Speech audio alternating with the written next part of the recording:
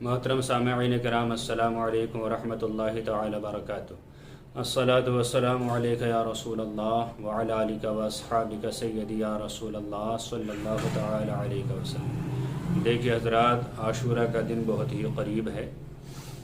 आशूरा में फातिहा किसके नाम से दी जाएँ और कैसे दी जाएँ, इसका तरीक़ा आप आसान लफ्ज़ों में मुलाहज़ा फरमाएँ।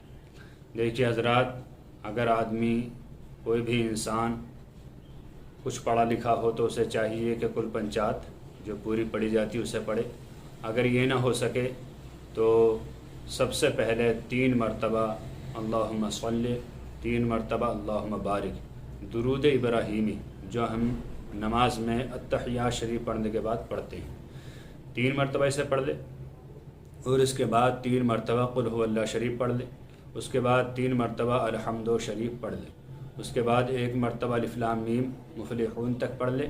और उसके बाद तमाम नबीयीन, सिद्दीक़ीन, शुहदा, स्वालिहीन सबको सवाब पहुँचाता चला जाए। उसके बाद बिलखुसूस में हज़रत हसनैन करीमैन इमाम हुसैन रज़ी अल्लाह ताला अन्हु का नाम ले और उनके 72 जानशीन जो उनके साथ मैदान करबला में शहीद हुए उनका नाम ले। खुसूसियत के साथ इनको इसाले सवाब करें। फिर अपने लिए, अपने घर वालों के लिए, अपने वालिदैन के लिए, अज़ीज़ व क़ारिब के लिए, रिश्तेदारों के लिए, तमाम मोमिनीन के लिए दुआएं मांगें। और ये बहुत मुबारक दिन है। इस दिन बड़े बड़े मसले हल हो गए हैं, बड़ी बड़ी परेशानियां दूर हो गई हैं। अंबियाए किराम से हों, चाहे औलियाए किराम से हों, चाहे सूफियाए किराम से हों, इस दिन की बरकत अलग ही ज़ाहिर है। सब ने इसका इकरार किया है कि वाकई ये दिन बहुत बरकत वाला दिन है।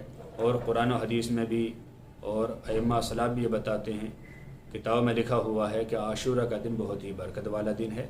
इस दिन ख़ास कर दुआएँ कबूल होती हैं। तो जो मेन दुआएँ हैं वो दुआएँ मांगी जाएँ, जैसे ईमान पर ख़ात्मे की दुआ है, दीनदार बने रहने की दुआ है, नमाज़ी बनने की दुआ है।